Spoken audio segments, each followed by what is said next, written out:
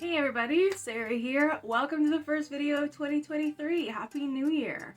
Today we are going to be reviewing the next book in this book review series. If you like these kind of videos, or if you're curious about what corn snake books are worth reading, this is a whole series that I've been doing for exactly a year now. It was a year ago this week that I started this book review series. We've given away now 12 books. Well, it will be 12 books after we do today's drawing, and we'll get to that in a minute. I want to thank all the members on this channel. You guys make this channel possible.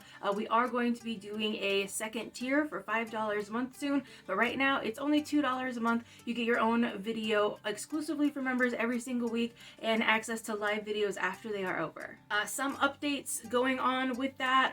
We are working on getting a Discord going for the $5 a month tier that I want to add later on. And I'm also going to try to do a live video once a month. I kind of have been hit or miss on things, but I'm kind of thinking like the fourth Friday of the month or the third Friday of the month, something like that, just so we can, you know, sit and talk as a community and also have more of those live videos, those live Q&As. The Discord will also be where members can come in and give suggestions for videos. We can have our own little threads where we talk about certain things.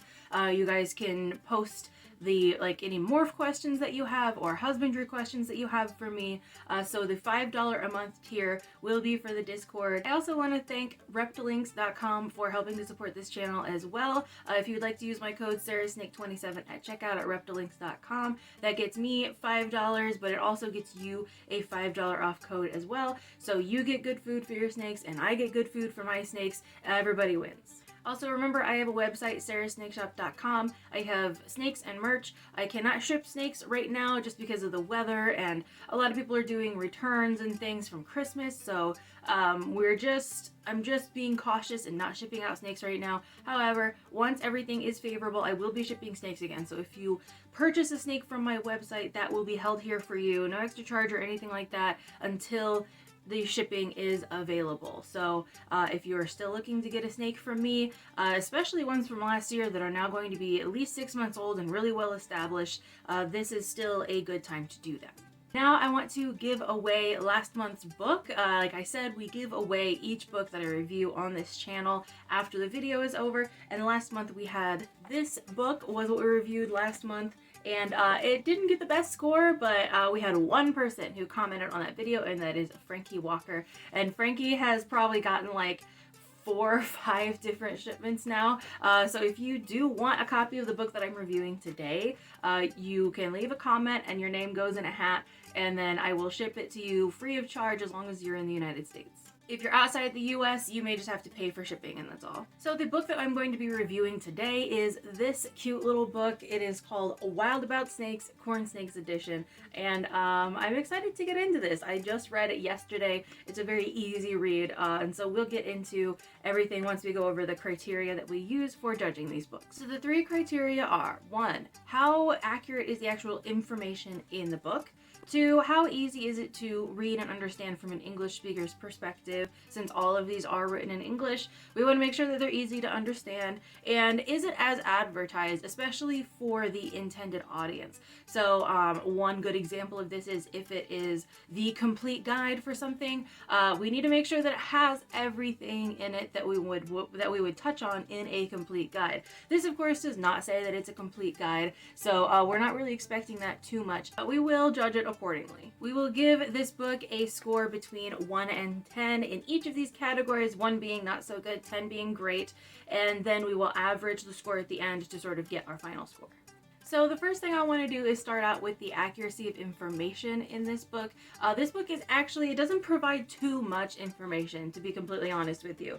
If you kind of look at the size of the font on this book, it's a bit bigger. The pages are really big for the amount of information that's in them. Like, this book probably could be half the size or less and still contain all of these same good information. But there were very few things in here that I had issues with. This is for children though, children and beginners, but I would say definitely if you are older than a teen, you're probably not going to care about reading this book too much. I would say even if you're maybe older than like middle school, you probably aren't going to want to read this book too much. So we're going to assume that the target audience is very young people who are just getting into snakes and are on a very, very basic reading level. So the sort of target audience for this, we're just going to assume are sort of younger children who are just curious about snakes. This book does not have very much information in it, just in general, like I mentioned, but the information that it gives is mostly good. There are a few things in here that are questionable to me, and I'll get into that at the end of the video after I go over the scores.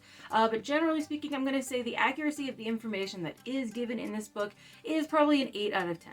To how easy is it to read and understand from an English speaker's perspective? I think that this is really easy to understand. Obviously, it is written for kids. We have seen some books that were supposed to be written for kids and they were not easy to read. This is very easy to read, and one thing I love about it is anytime that there's a term that might be questionable for someone who is young, they do give definitions for those terms at the bottom of the page. And so I think that that's just really great to help people learn, especially young kids. So when it comes to the ease of understanding from an English speaker's perspective, I am going to give it a 9 out of 10. There are a few things in here that were like, it could have been explained better, but overall the information that's given is easy to understand and it's easy to read. The last is this as advertised? And that's kind of a difficult one because it's not really advertising itself as anything except just a book about corn snakes. So I had to look at the back cover of the book to see if maybe it elaborated on what its purpose was. Looking at the back, it doesn't really help you out that much. It pretty much just says that corn snakes are depicted in some movies and they make both good actors and good pets. And so since that's also not really that direct, we can still assume though that it's sort of geared toward younger people, because an older person who is really into snakes or is really curious about how to care for them, etc., is going to need more information than this and is going to be looking for more information than this. As opposed to someone who is young and just curious about snakes, this might be all the information that they need in this book. It's hard to tell what it's advertising itself as, and part of that is going to actually take the score down for it. We had this problem with Don Soderbergh's book where it was a good book, but it wasn't really advertising itself as anything. It was just like, this is a book about corn snakes, and it was really, you had to actually read the book to know how detailed the book was. I think that it's important if you are writing. The cover of the book makes it obvious what the book is going to do for you when you read it, especially when it's supposed to be an educational book. So as far as is it as advertised, we don't know, because it's not really even advertising itself as anything. I mean, you could say, oh, well, the shape of the book and the size of the book and whatever, but none of those things actually really help in understanding what's going to be on the inside of this book. In fact, sometimes even on the back you might find, like, this book is about blah blah blah, it's about caring for snakes, it's about feeding snakes, it's about whatever.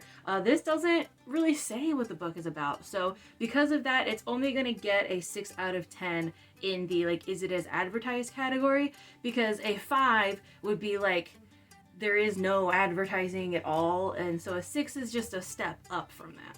Overall, that puts this book at about a 7.5 out of 10. I don't really feel right putting this up at an 8 out of 10, so I'm actually going to take it down to a 7 out of 10. Still a reasonable book, definitely for younger people who really don't know anything about corn snakes and maybe are even just now learning how to read. So I do recommend this book if you are a parent who wants to help teach their children how to read and how to learn about snakes. But as far as this being something that an advanced keeper or even just a standard keeper might want, maybe not so much. Because of that, I'm also going to be giving away another unclaimed book with this book, and that is this adorable book that I was hoping to give away around Christmas time, but the person who won it did not ever contact me. So since these are both kind of geared toward kids, I'm going to be giving away both of these books to the person who wins the drawing this month, and that will be announced next month. I know that normally if there's a book that's unclaimed, I will just give it to the next person, which generally speaking would mean that Frankie would get it. However, as much as I love Frankie, he has gotten many books already, and I really think that these two books would be really great paired together with, like, to someone who actually has a child who they're trying to teach about snakes, and I feel like that would be the best use for these books. So I am going to be giving these away to someone who comments on this video, and that will be in a drawing next month. So I highly encourage, if you have kids who you want to have snake books, you will get 2 free books that are kind of geared toward kids if you win the drawing. I'm going to go over the aspects of this book that gave it the score that it has. I didn't have too many issues until we got to about page 8, and here they're talking about corn snake lookalikes. And I understand why they are comparing the corn snake to the copperhead here, but I just think it's unrealistic. I do understand why they would do it, especially since this is geared toward kids.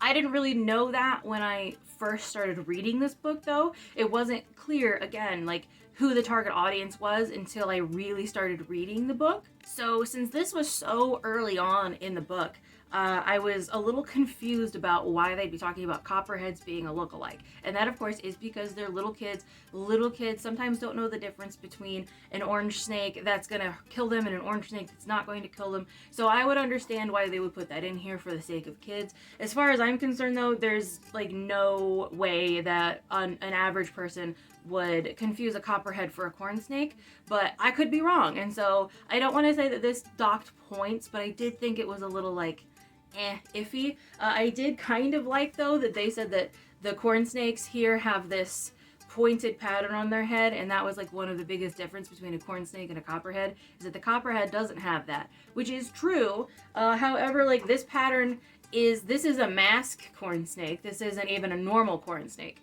So it would have been better if they had not picked like a morph to use for this, in my opinion.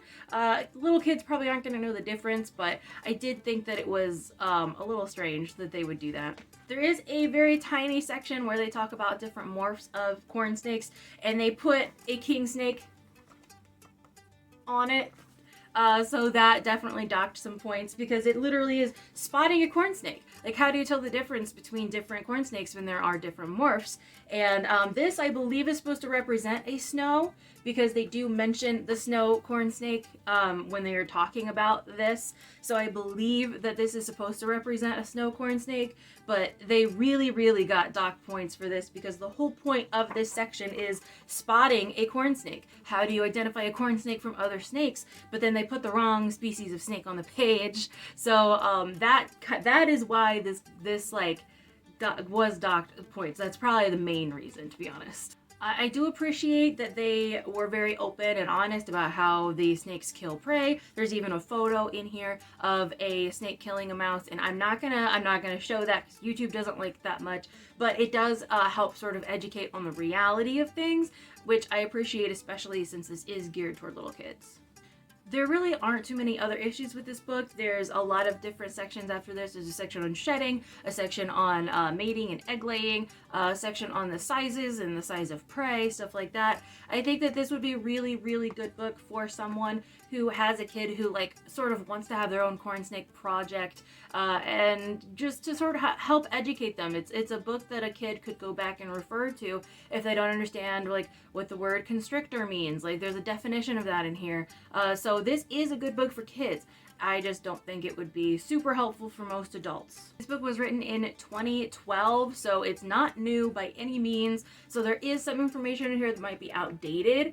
And I didn't look up all the things, but it did say that places like New Jersey had corn snakes as a protected species. I'm not sure if that's still true. I would actually assume that it's probably not true, but I don't know for sure. So just also keep in mind, if you do want this book, that some of the information in it is going to be outdated, and that's also factored into the score that it got. 7 out of 10 is still a really good score, especially for a book that's over 10 years old. If you would like both of these books, please comment down below and I will put your name in a hat. This is a good like second chance for some of the people who wanted to get the other book but couldn't. And like I said, since it paired so well with the book that we're doing this month, I figured I would just go ahead and give them away together since it was left unclaimed before. Also, feel free to comment below any questions that you might have. I will answer you directly, but I also will answer these in Q&A live streams that I have once a month.